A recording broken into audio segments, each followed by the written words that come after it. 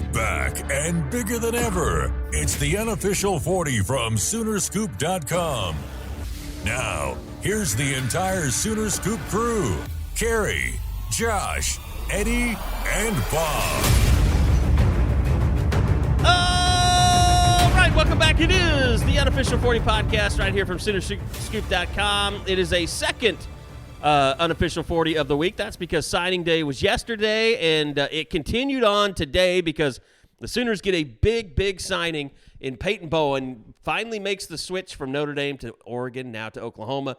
But this time he's actually signed, so there's nothing to worry about as far as Bowen is concerned. We welcome in the entire crew. Josh McQuistion, Eddie Radosevich, Bob Przybylo is here.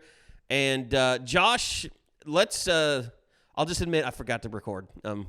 We went 30 minutes before I realized we weren't recording. So this is like technically the third podcast we've done this week, but this will be the second one that we actually put out. We only did 30 minutes or so before I realized. Hey, sometimes everybody makes mistakes, and it sounds like usually me. But it sounds like Peyton Bowen made one yesterday when he committed. I'm going to release a statement after the podcast talking about, how I made a mistake. And by the way, the response that Peyton Bowen, we'll talk about that, what he tweeted out after it today. He was announced by OU. Then he did his own statement that he made that was very, very mature.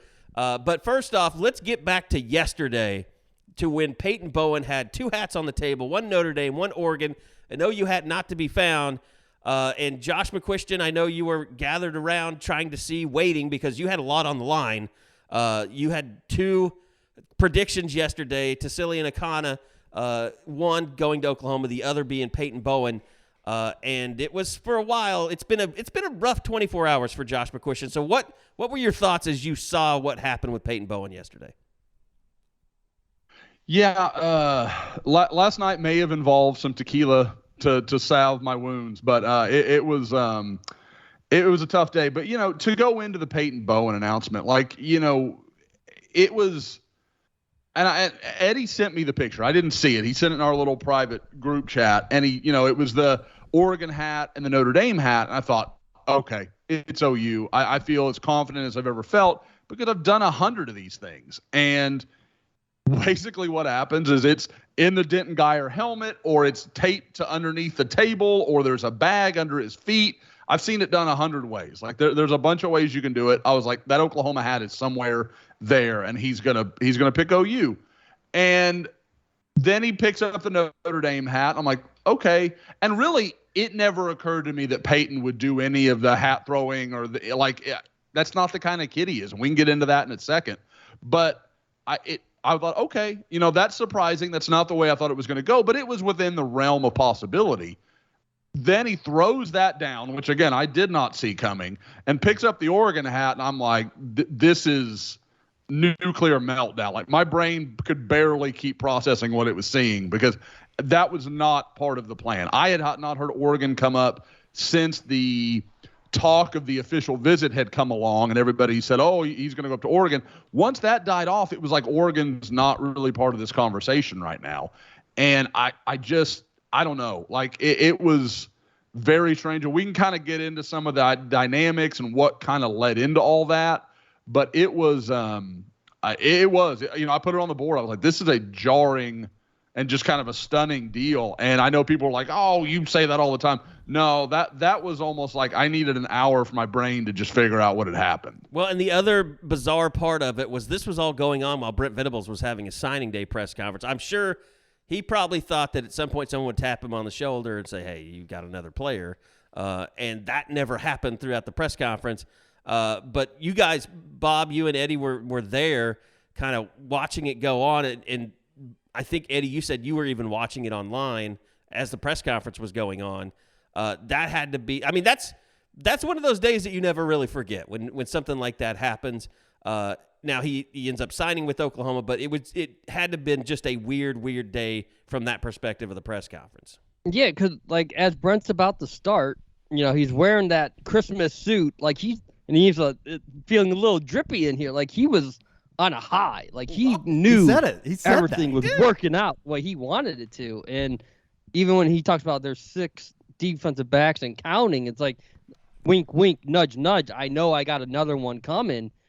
And then by the end of the press conference, maybe he's starting to realize, like, as we alluded to before, like maybe Hoov's question starts to get the wheels turning for Brent, that Peyton Bowen didn't work out. But you give credit to him and the rest of the staff. I mean, you hear something like that type of gut punch, and they're not sulking. They're not feeling sorry for themselves. They just go right back to work. And it's clear that type of initiative, it wasn't the thing that catapulted OU ahead of everything, but that type of initiative, that's got to be appreciated, the way that they just said, you know what, we are not done yet until that letter of intent is faxed in and Oregon is announcing, I am not throwing in the towel. Yeah, I think it was almost from the moment that he left, which was, I guess probably like 11:15-ish, maybe 11:20 after Brent got done on Wednesday from his press conference on the third floor of the stadium, that I think that they went immediately in. But I don't think that it really became real to me, because the no hat thing at Peyton Bowen's announcement, that, it didn't really sink in with me that this was actually a real thing until we started hearing on Wednesday night that, not only was Oklahoma still recruiting him, that, oh, by the way, Oregon's never announced Peyton Bowen as an Oregon Duck yet, as an LI. which I think, it all kind of came together in about an hour, maybe 2 hour period from about 4 to 6, that it was like, okay, this there might be something there. And then we obviously, kind of started checking in on things. And that's when I think it started to become real, that not only have they not sent a fax or, emailed his letter of intent to Eugene, but they're being receptive to the idea of talking to Oklahoma. And I think that that's why, and we talked about this previously. We talked about it on Tuesday, that there were so many signs that were pointing, solid signs that were pointing to Oklahoma, getting the signature of Peyton Bowen on Wednesday. Well, and here's the thing, too. This recruiting staff deserves a lot of credit. This defensive staff deserves a lot of credit. Brandon Hall, Jay Valai, Miguel Chavis. We all know Todd Bates is an elite recruiter. And then Brent Venables has always been an elite recruiter. Like, you now have a staff full of guys, not just coaches, but recruiters that are not going to take no for an answer. And I'd even I've heard Jeff Lebby played a little bit of a part in the whatever you want to call the period from Wednesday afternoon to Thursday afternoon, when they officially got the national letter of intent from the Bowen family. But, I mean, and it goes to show you, like, yeah, they didn't even have your hat on the table. It didn't affect them. Like you said, they went right back into it. They started re-recruiting him and saying, what happened? Like, where are we on this? Like, we still want you. We still have a plan for you. We need you here. We built this class around you. And they slowly chipped away. And I'm sure, Josh, that there were probably some really difficult conversations between he and his family, because we'd all heard throughout the process his mom loved Marcus Freeman, loved Notre Dame, probably spent a lot of time with him being committed there as long as he was, picturing her son playing for Notre Dame, getting that education, all of that stuff. And she, from all accounts, she was dead set on him making that commitment, signing with Notre Dame. And for whatever reason, I think everything got screwed up. And, we talked about this a little bit earlier on the pre-pod, it was a deal where it was kind of a rash decision by Peyton. And I think that helped the Oklahoma staff kind of get back in there as well, didn't it? Yeah. So what I had, and we had kind of alluded to some of it, and some of it, like, Peyton's mom and her affinity for Notre Dame. We've been pretty upfront about that. But there was also an element of a lot of belief that his dad wanted him at Oregon. And I had said before, I thought Peyton wanted to be at Oklahoma. And I think reading his announcement on Instagram and Twitter, it was very clear that was, he was like, I just felt at home at Oklahoma. That's where I felt like I wanted to be. And my understanding is that, his mother had the quote, I think in the Dallas Morning News yesterday afternoon, that, we had gotten it down to Oregon and Notre Dame. And again, everybody's like, oh, it just, this was just so wrong from the beginning. And I just think it was a deal where Peyton hadn't really, I don't know if he hadn't had a chance, if he didn't speak up. I don't know how, I'm not in the room. I'm not going to pretend I was. But that didn't add up with anything I understood of the situations from his perspective. So it sounds like mom and dad had kind of gotten their two choices. And I think he was, Mom thought he was going to Notre Dame. And I almost get the impression that he put that Oregon hat on to just be like, I'm not doing Notre Dame. Like, I don't care what else happens. That's not what I'm going to choose for myself. And it just ends up being, okay, Mom, if Mom is kind of the other, half to this conversation, which it seems very much like she was, then you get into a deal where, okay, would I rather have him at Notre Dame where I want him to go, or of the two schools I don't want him to go to, I'm going to have him 5,000 miles away or whatever it is. Or I can have him up the road at Oklahoma. Like, I think that's what it came down to. And that's kind of what I really thought was going to happen all along. I talked about it on Tuesday in the pre-NSD pod, just feeling like I thought Dad would be happy because OU has an NIL thing together. I thought Mom would be happy because OU's closer to home, and it's, it may not be Notre Dame, but probably her second choice. And then with Peyton, Oklahoma's where he wanted to be. So when I was talking to people last night, there was just this feeling of like, Peyton's just, he was really trying to please everybody. And then I think almost during the announcement, it was just like, I'm not doing this. I don't want to do this. I don't want to go to Notre Dame. And then after he was done, he didn't want to go to Oregon either. It was like what's his name? Curb Your Enthusiasm, Larry David? Larry David opening a Spite store. He just made a Spite pick. Yep. And it's a good reminder. We're talking about 18-year-old kids, man. They do stuff like this. Notre Dame was Java Joe's or whatever. It is, like I said, it was a weird deal. There's no doubt about it. But, and Kerry, you kind of alluded to it earlier. Reading his thing on Twitter or his social announcement, I was impressed. Like, and again, words are words. I get it. But I thought he took it on the chin, like accepted. And I think what I'm talking about is why he started off apologizing to Dan Lanning and that whole staff at Oregon, because I think they kind of they got caught in the middle of something they had nothing to do with. They were just recruiting the guy. And he ends up, kind of using them as a tool to, hey, this is not what I want to do. I don't want to go to Notre Dame. That's not where my heart is at. And so I think it ended up becoming a very just human situation that, you don't usually see in recruiting when everything's just all smiles and, kind of cheese for the camera. It was, we kind of watched something real happen in front of everybody yesterday. Well, and, the way the day went, not just Peyton Bowen, but you had Tassili Akana choose Texas, which was kind of a little bit of a dagger. He did that live on, 24/7. And, it was one of those things where it was, and I kept saying this yesterday, it's like, people are going to really start to hate me because I'm going to keep reminding them how good this class is. But everybody felt like it just fell apart at the end because they lost those two guys. It had felt like they finished with outside of the top 25 type class, when in reality, they were still a top 10 class. It's an incredible class, and it obviously got better on Thursday. And a lot of people hating on Marcus Strong because they're like, this is who we closed with? Marcus Strong? Well, Marcus Strong, and that's the thing, like, he commits, and he got caught, OU fans are like having a funeral on social media. And he's like, great, I feel really good about my choice. I'm glad you guys are so excited about me.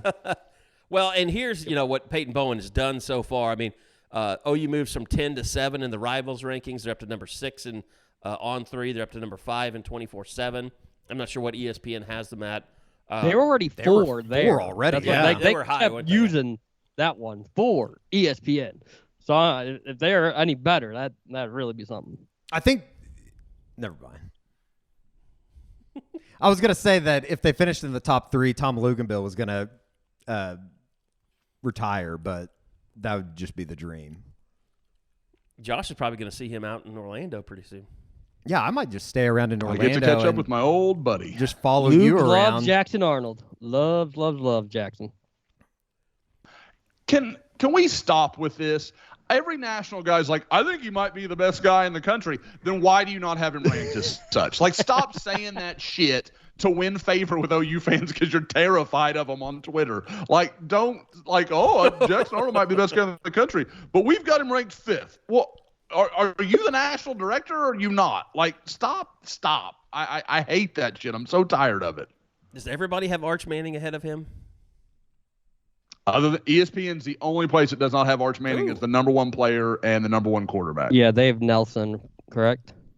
Malachi. Mm-hmm. That is correct. So whatever currency you were winning with the Jackson Arnold, you're giving it right back. Yeah, if you don't have Arch Manning above him, then you have no excuse for saying, well, he should be the number one player in the country, or he could be the number one player or quarterback in the country. Because of all the guys that are out there, Malachi Nelson, I mean, I don't look at him and be like, I look at Malachi Nelson and I'm like, yeah, he's got potential, but he's not there yet. Like he's got to realize some of his potential. You look at Jackson Arnold, he's just like big, strong, throws the ball fast, good feet. Like, what's the problem? Anyway. So, no, but, I mean, this class put it together. And let me say this. We talked about this a little bit. There's still a name out there that could make the class even better in David Hicks. And I think that's done. It's done. We can't do it. We can't do it again. We can't do it again. We can't do it again. No, in the pre-pod, we were trying to pro radio this. I was trying to do the same show over again. We had a battle of sources going on. No, but Eddie thinks that it's done. Yeah. I talked to someone right before the pod, and I think part of it is, the juice that the staff is feeling right now. But the quote I got was all hands on deck, and they are going to do everything they can to flip David Hicks before he signs on any dotted line anywhere. And I'll say this, I think that's a coaching staff that is a little bit high on life right now, thinking that they can do anything because they just got Peyton Bowen. But at the same time, if you're an OU fan, that's the staff that you've always wanted, staff that just won't give up, that thinks that they can go out and get anybody because they won't get everybody. But they'll get more than the staff that just is like, it's not realistic. Let's not even bother with it. They're just like, we don't have anything else to do. I mean, until spring football starts, let's go out and try and flip a guy that we don't think we have a chance at. And as they should. I mean, as things turn out, and as bad as things were on Wednesday for Oklahoma fans, quote unquote, as bad as things were, even though they were really good, the way that things break now, everybody's talking about Peyton Bowen in Oklahoma, and everybody's talking about Oklahoma and the defensive staff that they put together. So, I guess at the end of the day, you'd say never as far as David Hicks. Unless you're Eddie Radosevich. Well, yeah, that's true. But it is kind of incredible that they were able to go in there, especially with how things broke, and not take no for an answer from somebody. I think you just watched people pile on Josh yesterday, and you don't want the smoke. What? The David Hicks smoke. I just don't. You'd rather just crap on the possibility than take the smoke. Trying to goad you into saying David Hicks is coming to Oklahoma. Like, that's what he wants you to say. I think that there's very little chance that happens, but never say never. I was at a point 2 days ago where I wasn't going to pay attention. I guess now I'll pay attention. You can pay attention for me because I won't. All right. The perfect way to say it, I was talking to somebody earlier, and it was kind of laid out to me that, A&M's clearly the favorite here. That's what everybody expects to happen. I include myself in that, and I think all four of us do. But what I will say is it was kind of said, I'm at least interested in what's happening. That's about as far as I can go. Like, let's see if something moves here. Maybe something gets a little interesting down the stretch, but I'll at least pay attention. Like, if he had a live feed, I'd watch it. That kind of thing. Like, beyond that, I'm not, we don't, let's put it this way. For Peyton Bowen, we had a lot of stuff pre-written. David Hicks, we don't have anything pre-written. So, Josh, that is a safe way to put that. Is there a signee or something for OU that is in pretty good with Hicks? Because, with Bowen, you had the clear connections. Jackson Arnold, his girlfriend, signing for soccer. But with Hicks, is it just all Todd Bates and the coaching staff just trying to, entice him and convince his dad, or is he tight with some of these guys? I think there is some relationship. Like, David, you got to remember when he was doing the camp circuit, for most of the time over the last year, he was in Dallas. So he was around Jackson. He was around Peyton. So there is some relationship with those guys. And there was a belief that Peyton picking Oregon was actually going to give, a little juice to Oregon potentially landing David Hicks as well. So there's something to that, but I don't think it's enough. If he makes this decision, it's because Todd Bates, won Dad and won him. There's really no other answer to that question, in my opinion. So again, I would watch it if it happened just to see what transpired. And, I was there at the first David Hicks announcement. I might as well, finish out the whole thing. But I still expect it to be Texas A&M, but I have a feeling that Oklahoma's, they've made a good show of it. They have fought down to the stretch, and I think they have definitely made an impression on David. And guys, let's not forget, this isn't the old world of recruiting. If it comes back in a year and David Hicks isn't happy at Texas A&M and he's stuck behind all those other guys or, whatever the case may be, don't burn that bridge. These things can come back around. We've seen it enough. Wanye Morris, Key Lawrence, it's prime examples. The token visit, which I always hated, that's not a thing. You've got whatever kid wants to visit, however long you want to build that relationship and keep it going, even if they don't pick you. You do it because 1-2 years down the road, you just never know what's going to happen now. Well, I'll tell you why they have a shot, because Jimbo Fisher has decided that NIL is ruining football, and I'm guessing that Texas A&M isn't going to partake in it anymore. By the way, I want to remind you guys, Prime Shrimp. He started it. He's going to finish it. PrimeShrimp.com. Go check them out, PRIME shrimp.com. They got the new New Orleans barbecue style barbecue shrimp going right now. Josh, I know you've had a chance to have it by now, right? That's a no, I guess. Didn't you get it delivered to you, Josh? I did. I had it. Loved it. Sorry, you caught me walking away to get my water cup because we know I can't get more than 3 feet away from water. You got to be present in this podcast. My God. But I was, this is my second podcast of the day, Kerry. Okay, I'm doing the best I can here. But my shitty ability to hit record has nothing to do with what you're doing right now, right? No. But no, I had it. Was really good. I really liked it. A little bit of kick to it. I haven't had anything of theirs I didn't enjoy. A little bit of a kick to it. Yeah, little and I was kind of interested in what Louisiana barbecue was going to be. I was like, I don't really know what that means, but it was delightful. It's just a nice just a little different than some of the other stuff of theirs I've had. So go to primeshrimp.com, use that promo code SoonerScoop, and you'll get $20 off your first order of your New Orleans style barbecue shrimp pack. Also, the French Quarter Alfredo is fantastic. The garlic herb butter shrimp. Or just get the Simply shrimp, the frozen unseasoned, and then you can thaw it out and put it on the grill, Bob Prisbillo, hater of shrimp. Lemon and cracked pepper shrimp pack, check it out. Or you get, one of the seasoned 6-pack if you want to go for the straight-up Louisiana flavor. All there for you on primeshrimp.com. So thanks to them for being a big sponsor of the pod, and thanks to you guys for always supporting them as well. Okay, so we've talked about the rankings a little bit and where this stands.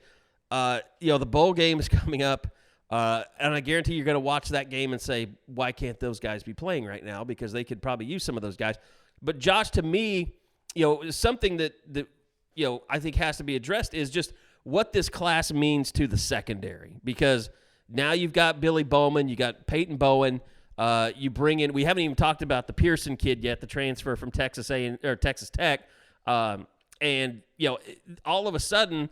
You got Key Lawrence coming back. We saw him out there practicing. Looks like he's working hard. If he can ever be consistent, that's another thing. But now you're looking at not just a completely different secondary next year, especially in the safety positions, but a secondary with experience, with more talent.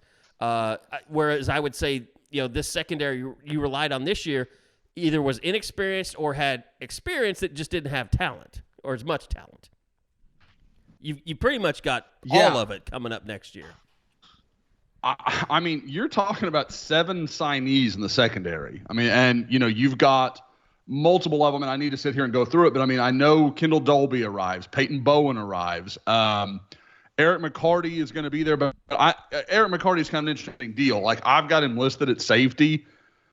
He could be a cheetah. Like, there's a lot of different ways he could go. And I think as he fills out his frame, he may not be a safety anymore. But I love this secondary class. I mean, it was even before Peyton Bowen, I thought it was one of the best in the country. You add him into it, and I mean, in Bowen and Dolby, you've got two guys that are probably capable of starting next year. You throw in, at corner, Jacoby Johnson. I've said it over and over again. He's as good as he wants to be. Like, if he wants to be great, Jacoby Johnson, NFL guy. It's just a matter of kind of, and Bob, turn down your headphones for a second. It's a matter of, can he buy into being a football guy rather than a basketball guy? It's just a different mentality. It's a different way of attacking things and doing things. He's got to make that decision. Like, if he wants to be half and half and kind of live in both worlds, I don't know. I don't know where that takes him. But if he'll buy in and be the guy he can be, he is a second, third round type talent. I mean, like, he is a specially gifted guy. You've got McCarty Vickers, who, Jay Valai another mentioned. mid-year. Yep, another mid-year. You're exactly right. And the guy, and I saw him in person, and, he didn't do anything crazy the night I saw him. Josiah Wagner, another you see those guys that have the, they're always like those pictures, and it's like a picture of some lungs. They got like a dog in him. Like, Josiah Wagner is that dude. Like, I mean, that kid is tough as nails. And if there was one guy, like in this class, I would say probably along with Lewis Carter. I can't not include Lewis Carter in almost anything, but like just a pure competitor going to go out there and just lay it all out every single snap. Josiah Wagner's that guy. He's 5'10", 180, and he'll throw his body into any mix. Like, he's just that kind of guy. And what I really like that I heard about him is when I was out there on the West Coast, I was talking to Brandon Huffman, who happened to be there that night when Heath Ozida and Wagner were playing, and we're just kind of sitting there talking on the sidelines. And he was talking about, Wagner going head-to-head with Zachariah Branch, the USC signee that is just a freak, explosive wide receiver, just going to be a dangerous weapon for Lincoln Riley in that offense. But he was like, Josiah Wagner's the only guy I saw all summer that could do anything with him. And I was like, that's pretty interesting. And he goes, it's just Josiah's not afraid. He'll get in there and compete, and he'll push him, and he'll bump him around and try to get him off his route. And other guys were just kind of in awe, and that's just not Josiah Wagner's mentality. So, I think this whole secondary class is probably the strength of the class, honestly, especially when you throw Peyton Bowen in there. But it is a deep and talented group. Well, and I mean, for just a second, I thought one of the great tweets of today, Reggie Pearson, the transfer from Texas Tech, was at Wisconsin, was at Tech. I mean, everybody saw him last year. He was the guy that knocked the crap out of Eric Gray, and then on that first play in overtime, he was the guy that socked Dillon Gabriel, and he put out his tweet with video highlights on it of him just killing people, and maybe that's why Dillon Gabriel responded with 3 sets of eyeballs to his announcement that he was coming to Oklahoma. But Eddie, I see that, and Bob, I see that, and after talking to him the other night at practice, that's just one more thing that makes me think, like, yeah, Dillon Gabriel's locked into this program. 100%. Yeah, I mean, he's been doing that after every transfer, which is kind of, he did it for Stogner. He's done it, McCullough boys. Like, it doesn't have to be offense. It doesn't, no matter who it's been, it's the 3 eyeball emojis in a row. Eyeball emojis, I guess you can use again, but though that 1 year deadline is now passed. You're free to use it again. But yeah, it was weird, of course, Monday that he still won't come out and say it, but everything he does outside of that Monday interview leads you to believe that he's going to be back. And I also like Marvin Mims' tweet talking about, dude, he put a video of him lighting you up and you still liked it. So, but he was just kind of, joking and welcoming Reggie to the family, and even Reggie responded to it. So, I don't know if that's a sign about Marvin either, but I would agree. I would think Dillon is definitely going to be back. But Bob and Eddie, I mean, and Josh, like, this is a very good recruiting class. And to me, it's not just about this season and winning on the recruiting trail, it also kind of sends a message to these guys that are on the fence, like, we're bringing in more quality players into this program. We're bringing in an Austin Stogner. We're bringing in a Jacob Lacey, a Desan McCullough. Like, we're getting guys that are going to come in here and make you guys better next year as well. It's everything that you wanted in a recruiting class, and like everything outside of since that final game in Lubbock from November 26th on, they've done everything that would make you think everything is progressing in the right direction. Everything is going to be okay. Obviously, they got to go out there and take care of things on the field outside of what happens on December 29th. But God, they just need to avoid a beatdown on December 29th. Like, I'm telling you, bring COVID to Norman and insert it in everybody's bodies. No, but it does. It's kind of a calming effect. And I think that, obviously with what you were able to do on the defensive side of the ball, obviously with, not even just the defensive side of the ball, it's this entire class. And then also when you add in what they've been able to do in the transfer portal, Reggie Pearson made his announcement on Thursday. Obviously a step in the right direction when you're adding depth into the secondary. And, we continue to hear positive things about Trey Harris, the wide receiver from Louisiana Tech. So I don't think that they're done in the portal. It's going to be interesting. And, Josh, you've kind of hinted at this, I believe, in board chat. Maybe there's some guys that are in the playoff that end up hitting the portal that could help you. So I think they've done everything. Thursday was kind of the exclamation point, if you will, for this recruiting class. And, maybe the bad feelings or the bad thoughts that you went to bed with on Wednesday night, if you're an Oklahoma fan, it's not as bad as maybe everybody else thought it would be. That, everything is going to be okay. And, getting somebody like a Peyton Bowen is just, it's probably even more than an exclamation point. And honestly, getting into the city of Denton with Billy Bowman now and Jackson Arnold and then Peyton Bowen, obviously, I don't know. It's not a bad place to be recruiting out of, I guess is probably the best way to say it, especially that North Texas area that continues to grow even further north than Denton, getting all the way up into Sherman with, Xavier Sims here next year in 2024. And it builds a lot of positive momentum. We're going to learn so much about the future of the running back room in the bowl game. But Josh, let me ask you, what does this recruiting class do for the running back room? I think it's a huge help, and I love the balance of these two. Like, you get Caleb Hicks, powerfully built guy, really in some ways kind of similar to Eric Gray, but I would say even probably bigger in the lower body, or will be, by the time he's done with Jerry Schmidt. But Caleb Hicks is a big, powerful guy. He won't be dragged down by an arm tackle. He's a big, strong guy. But, runs well, gets upfield, very decisive. He's not one of these guys that wants to dance or do too much. Like, he's always thinking about the next yard.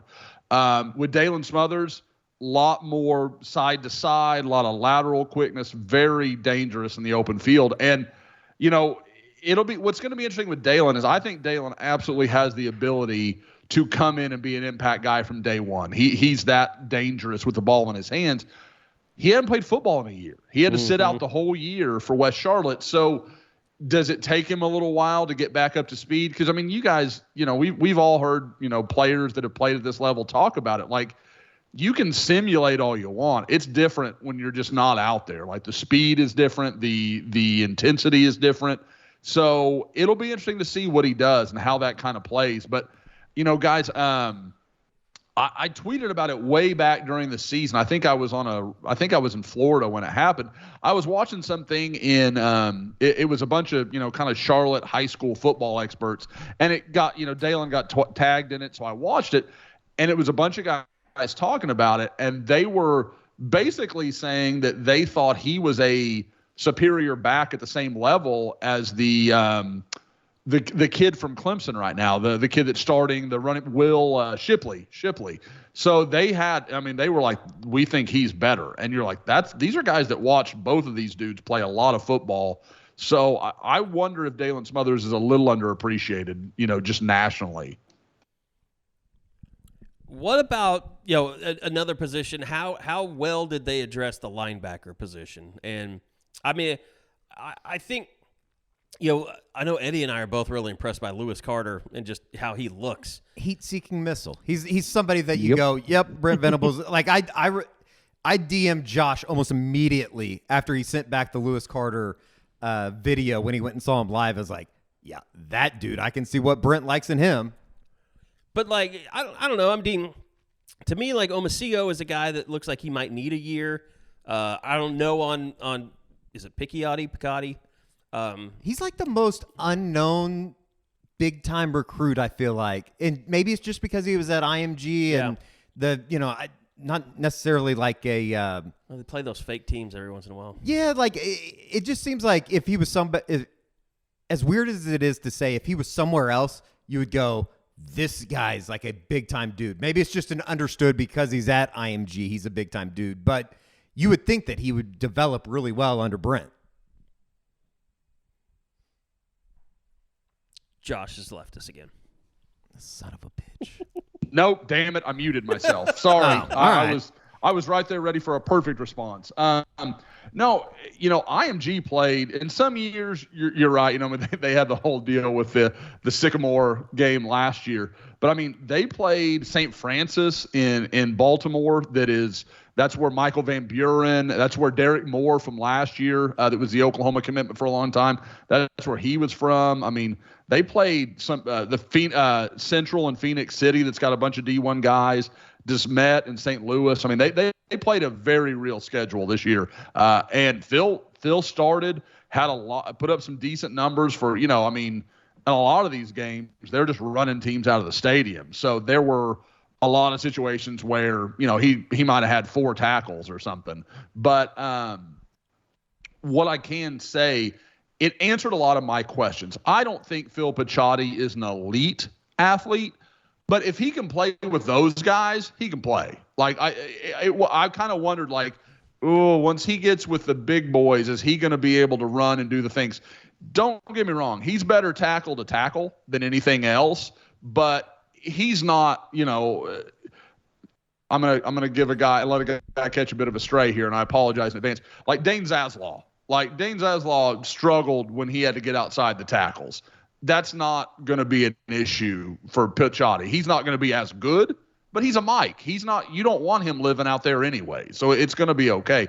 Samuel Omasego, huge talent, huge potential. I thought he really got better as the year went on, as I watched more and more of his tape. Not the most physical guy yet, but he's so athletic. I mean, this is a guy that probably could have put up 1,000 yards as a receiver for Crandall this year and did put up good numbers. I don't know what his final total was, but he's that athletic. I mean, he's a very good player. And again, Lewis Carter, you guys are not wrong. I could, write paragraph after paragraph about what I like about Lewis Carter. He is a leader. Just like you're around him for a second, you're like, yep, that's the kind of guy you want. That's a future, captain, future Don Key Award kind of guy. Like, I mean, he gets it. He understands what the team is trying to accomplish. Like, and he will do whatever. I think, Eddie was talking about when he watched the video.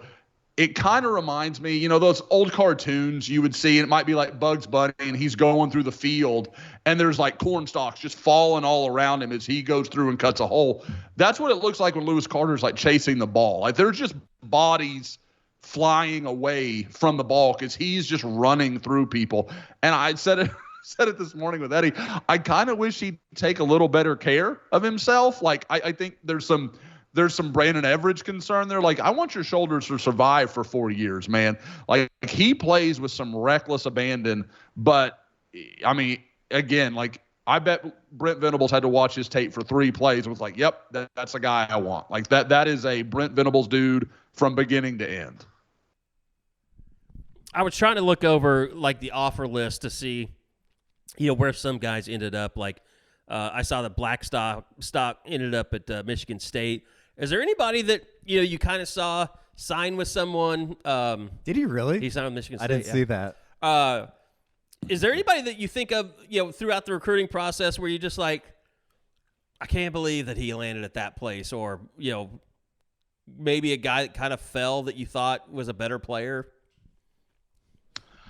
There's always a little bit of that. I'm gonna say, if somebody can filler for me for like a second, I'll review and I'll think of somebody. But there's always a couple. To the Aggies. Did not see it come. That's a weird fit, and it is probably largely due to just, Micah. I think Micah was looking for a reason to get out of Arkansas. There's some. There's don't know some weird that the shit going on. Warm feelings between Tulsa and Arkansas are where they were a year ago, so that's kind of interesting to follow. It just seems like Arkansas has kind of had like it's almost like they've had an exodus of players.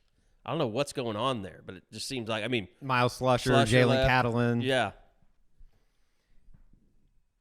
So, and then him to bolt to go to A&M, when he'd been committed for, like 8 months or something like that. Well, how about our guy Shane Beamer stealing one from Miami at the end with Reed McKeska, the tight end that Oklahoma was after for a while, and ends up at South Carolina with Shane. That's a nice little win for him. Yeah, I'm just kind of looking at like Brandon Ennis did sign with Ohio Same. State. Yeah, guys, you talk about a school that's in the playoff that their fans are not happy with where things are. It's Ohio State. They want to run his ass out of town. They want to run Ryan Day completely out of Columbus. Like they actually want to fire him. He could legitimately he could have 2 losses this year and get blown out in both of them, and be nowhere closer to the national title. Ryan Day's going to get fired, and they're going to hire Urban back, aren't they? No, that'd be beautiful. Well. It's very much the Lincoln Riley at Oklahoma energy. Yes, I was about to where say you're that. just like, you're not solving your problems. Like, now they were better defensively, but their offense still, every time they run into a physical team offensively, they don't look right. They look like they can't establish anything. And, that's fine to have all the – again, he signed 2 5-stars this year. Guess what position they're at? They're wide receivers. You don't need more 5-star receivers. Spend more time recruiting offensive linemen. Yeah, and that's why Michigan's better than them because Michigan won the Joe Moore two years in a row now, and that that was the difference in that game. Yeah, and they went out and got the center from one truly Stanford, right? Great lineman and 4 guys that Ohio State wouldn't even have sniffed in recruiting. Yeah, I'm just continuing to look down the list, but nobody really stands out to me. I'm sure there are to you because you're much more into this. But what about Matt Rule? What'd you guys think of not a big class, but he made some waves in just individual guys. Got Coleman to stay. I think just the fact that he was able to do in such little time and buy into a program that is, for the most part been dead for the last 10, 15 years is kind of amazing, but it's not surprising because I think the world of Matt Rule as a football coach. Like I'm not going to sit here and, say that I don't think he's very good because of what happened at Carolina. And I'm here. I would say if Cade McIntyre was a 2024 prospect, I think he's a Husker. Because I think Matt is going to attack that. He's going to attack that state. I think I would wholeheartedly agree with that. And did you think that kind of Deion Sanders? It wasn't as big a splash maybe as you thought it might be for him on signing day. I think it's going to be one of. Let's pause. That's one that I would say let's pause and see where that's at. He's going to go transfer nuts. I think he is, and obviously he got Travis Hunter last night. I think he's going to end up getting the cornerback from the Cormani McLean. Yeah, God, and I think that that will be a place. Like I'm not worried about them recruiting as much as it's going to be the on-field when he's going head-to-head with some of the better coaches in the country. I don't know. Maybe I'm just doubting I'm curious what his mode of attack will be in mid-January. We know Brent is going to attack the film room and find under-the-radar guys and try whatever holes he thinks he still needs to plug, he's going to find them. What kind of film room addict, activity is Deion going to show when you're looking to try to unearth some guys for that February signing period? Well, and the other thing that stands out to me about signing day, maybe it's because I work with a recent OSU grad, up at my station, but people are sick of seeing the recruiting ranking number next to Mike Gundy's name. Well, I mean, Oklahoma State should never have a class in the mid-50s. No. With where they're at right now as a program. Like 9th in the conference? Yeah, it's a little ridiculous in a way. I mean, not just behind Kansas State and Iowa State, but way behind. Yeah. And I think that this year is a little bit different because of the numbers, right? Because they took a very, very small class. But the basis of the argument is correct. Like, they should never be that far. Well, and their average star rating is below 3. Like, that's got nothing to do with quantity. I mean, if anything, your quality should be better because you're signing a smaller class. Sure. And I know people say, oh, he's done this forever and you guys just watch. And don't get me wrong. I'm sure there's going to be some good players that were overlooked. There's no question he has a good eye for this kind of stuff. At the same time, pretending that he's usually in the very bottom of the Big 12, that's not true. It's just not. And people trying to, kind of like, oh, well, that justifies it. No, it doesn't. Like, you need to be better. There's a reason that every time Oklahoma State gets right to the edge, they can't quite go over it. Last year, they signed 20, so 3 more players. They have the number 22 class in the country. Like, that is where Oklahoma State should have a top 25 class every stinking year. Right. There's no reason not, with the facilities that they have. And yep. I know Pat Jones got mad at me and said, it's an outpost, but there's lots of places that are outposts that recruit well. I mean, Kansas State's not exactly easy to get to, or it's a decent enough town. I don't want to shit on the town. Do you know who was in front of him last year? Arizona. That's Tucson. Do you know how far that is away from anything? UTSA out-recruited OSU. They're higher in the rivals rankings than OSU is. That's your problem right there. Now, they have answered some problems through the portal. They've done a little bit more than Mike Gundy probably would lead you to believe that they were going to, but they still got to find a quarterback, which, they sounds lost like their quarterback. That's a bigger problem. No matter how many people you bring in, you lost a 4-year starter at quarterback. Yeah, and I think just look at, what happened in Norman. You need a quarterback. You need a really good quarterback to have a really good success in college football. There's no doubt about that. And then, I like some of what from what Oklahoma State signed. Like the Jacoby Sanders kid from Stillwater. I think I'll bet you money he's a 3-year starter for them. I agree, he's a good player. And then Dom Richardson is chasing the JT Daniels Award for most schools played at. But he's saying in a single conference Dominic here. Richardson, yeah. Dominic Richardson at Baylor is going to be nice. He played at 3 different schools in the Big 12. JT Daniels went from the West Coast to Georgia. I guess West Dom Virginia. never technically got to TCU, though, right? Right, yeah. So, but it's still, it's not 3 schools in one day like Peyton Bowen, but. He signed with them, and they let him out of Yeah, he got screwed, but. Yeah, they basically said, we got somebody better. That was over Zach Evans, wasn't it? Yeah. I believe so. Is that right? Yeah. That is correct. Same that was class. the whole thing with Zach. And where does Zach end up? Ole Miss, which kind of went with this whole, hey, we're going to replenish in the portal. We're going to live in the portal. And that looked good for a while, and then the wheels came off. Sure.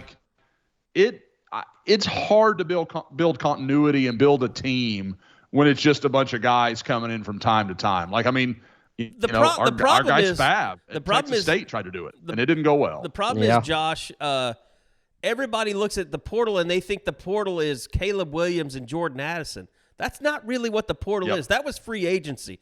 The portal is not producing standouts. I mean, Spencer, we talked about this last on Tuesday or whatever. Like, Spencer Sanders is one of the best players that's ever been in the portal since the portal's been a thing. Yeah. Like, they're not just studs. People are leaving these schools for a reason because maybe they're good and they want more exposure. Like, that's the best player you're going to get. But a lot of times it's guys in a portal that weren't playing. I mean, there's not Theo Weiss, he's a pretty good portal guy, like, in comparison to everybody else. But everybody outside of Oklahoma, they don't know much about Theo Weiss. They haven't seen much production from him on game days in college football. Guys, I think what we're seeing is there are positions where you can get better in the portal. Defensive back, you can get better in the portal. Wide receiver, you can get better in the portal. if you're trying to fix your offensive line, you're trying to fix your defensive line, good luck. That's really hard to do. Yeah, how many we talked about this, like Bo Nix, probably the best, major, multi-year starter. Like, quarterback it's not great in the portal, because if you're worth a shit There's a reason, as a quarterback, you're going to stay at the school that you're at. Yeah, so Nix and Jaden Daniels, that's exception to the rule. And what didn't Daniels announce he's coming back? Yeah, which is interesting. Both of those guys are going back to school, which maybe tells you that. Well, they've got their draft grades by now, so they know. Yeah, I mean, there's a lot of quarterbacks. Maybe that's better money. Yeah, that's a very good point, Josh. I think you're going to see more stuff like that, where guys say, okay, I can come back, probably make $1 million. I mean, close to it.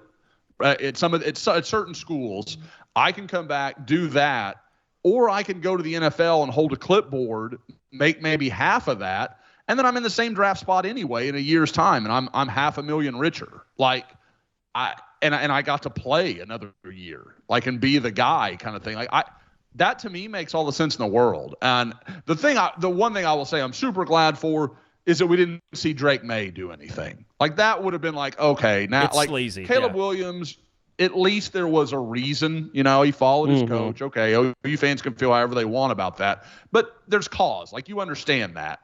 Drake May, it would have just been like just going for the money. And that kid's a North Carolina, like, his blood legacy, is pretty much Carolina blue. So that would have been really hard to stomach, and probably would have made me rethink some of the stances I've taken with people like NIL is going to ruin football, that kind of stuff. I'm like, maybe you were right.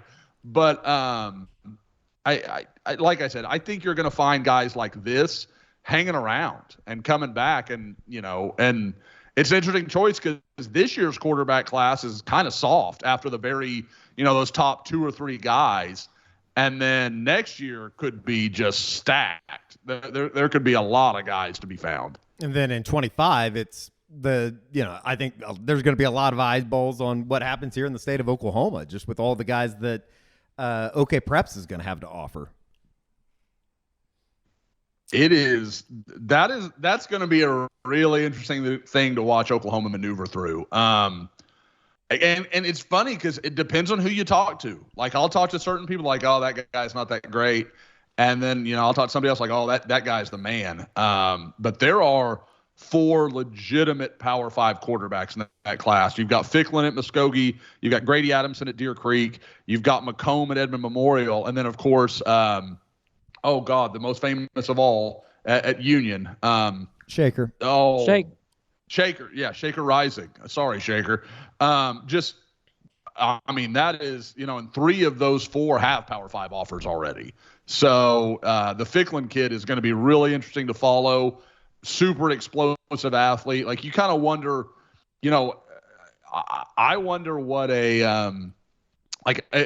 Gus Malzahn, like, oh, we're going to the Big 12. We'll come to your state a couple times, during your career, that kind of thing. Like, does he come and recruit a guy like that? Because he is a lethal dude with his feet and is a much better passer than people think he is. By the way, I have some exciting news for you guys. Listeners as well.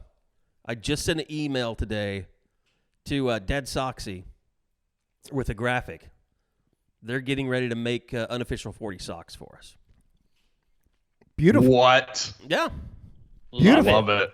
Just like I sent them the logo that we use on the retro visor, the helmet U40. It's gonna be sweet. Gonna have that all over socks. That's gonna be pretty cool. Awesome. So go to deadsoxy.com. You could use your promo code SCOOP. You get 25% off on all your orders. And that Scoop deal is always the best deal. So if you see that they've got more than 25% off or maybe free shipping, you're going to get that with your Scoop promo code. It's just a fantastic company. No-show socks, dress socks, team colorways. You can get the bundles. And just go check out their website, deadsoxy.com, deadsoxy.com. Decide what you want, make your order, use that promo code SCOOP, and you will get 25% off your entire order. So whether it's the boardrooms, the no-shows, the team colorways, and like I said, going to have some unofficial 40 socks coming soon, and they are working on getting their new Sooner line out there as well. So go check them out. DeadSoxy.com, promo code SCOOP, 25% off, and as always, stay Soxy. Well, the only thing disappointing for me is that we wake up past signing day and there are no 2024 commitments on the Rivals commitment list. But I was thinking about that, and I think with the transfer portal, do you think that schools are going to cut back on taking early commitments like that moving forward, Josh? Or does it not matter at all? Or have you muted yourself again? This guy. He's muted him. This My guy. God, I did it again. Damn it. I'm always so leery after all and I'll tell you what it is. It's not the noise. I'm afraid I'm going to breathe into the microphone too much. So I'm like, okay, I'll just mute myself. I don't have to worry about it. Taking bong rips. And I don't know why I can't. Let's. I don't know anything about those sort of things, Eddie. But what I can say is I don't think at a place like Oklahoma you'll see that very much, because those schools, they don't want to build that way. They want to fill in little pieces here and there. And any guy you're going to take this early, I mean, you're talking about a David Stone kind of dude. You're talking about Danny Okoye's, just monsters, guys that you absolutely know you want. Doesn't matter really what happens from here to signing day. Those are guys you're going to want in your class. Or so quarterbacks. I don't think they're – yes. Yeah, I mean, TCU got their quarterback today, Marcos Davila. Really, really good player that can't remember if he can't. I saw him at several camps last year. I'm trying to remember if he camped at OU. I think he did. Yeah, Yep. Yeah, that's right. But Bob, that's what I love about Bob here. Bob can always, like, I have flickers of memory, and Bob actually remembers. It may be something to do with those bong rips that Eddie was talking about. But no, it is but I mean, like schools, like Oklahoma State, I could see them doing that. Having some, because they're not going to get early on. They're not going to get the David Stones from day one. Like they're going to get their guys are going to have a couple of 4-stars usually, unlike this year, that they're going to kind of sneak in on and get late and that kind of stuff, and hopefully have a top 25 class. That's going to be their plan, and then fill what they need in the portal. But I would be surprised if anybody's turning away good high school talent at that point in the game. Yeah, I mean, it's another example of, kind of how the portal works and how people are going to build for the future. But yeah, you're right. I mean, you get the studs, you take them no matter what. It's a no-brainer, guys. So, all right, the bowl game's coming up. The guys are going to be leaving Christmas evening, Eddie and Bob. Want to wish everybody out there a Merry Christmas, Happy New Year, and Happy Hanukkah, if that's what you celebrate. And appreciate everybody listening, and the numbers continue to climb and grow. We can't tell you how much we appreciate it. I know it just seems like podcasts are getting more and more mainstream. I know Josh listens to like 50 of them now, but the numbers grow. We appreciate all you new guys that are out there. Remember, we do this for Soonerscoop.com. We would like you to subscribe to the website, be a part of our community, and we continue to grow there as well. So can't thank you guys enough for just being a part of this and listening and, buying the merch and all that. So you guys have made our lives infinitely better just by being a part of this, and we're glad that we can come on here every week and just give you a glimpse into OU football and recruiting and all that. So appreciate you guys. Hope you have a Merry Christmas. And guys, anything else you guys want to get out there before we take off? No, I don't think so. Again, I think that the way that things ended up, it actually ended up pretty damn well for Oklahoma, obviously. But, doing it the way that it did, it's almost like a kind of an added exclamation point to the type of recruiting class that this is, and a foundation for kind of what the program needs and wants to be here moving forward under Brent Venables. I think it maybe just kind of calmed everybody down a little bit, that not only were, and this goes back, a couple weeks and maybe even a couple months, just as far as they were able to hold this thing together. There was a lot of belief in what is going on right now in Norman, and they're obviously going to have to fix it on the field. None of this is going to matter if you lay out another 6-6 and you watch the way that the season unfolded if that happens again. But I don't think that it's going to be the case, into the future. It seems like this is, kind of a rallying point, and maybe they can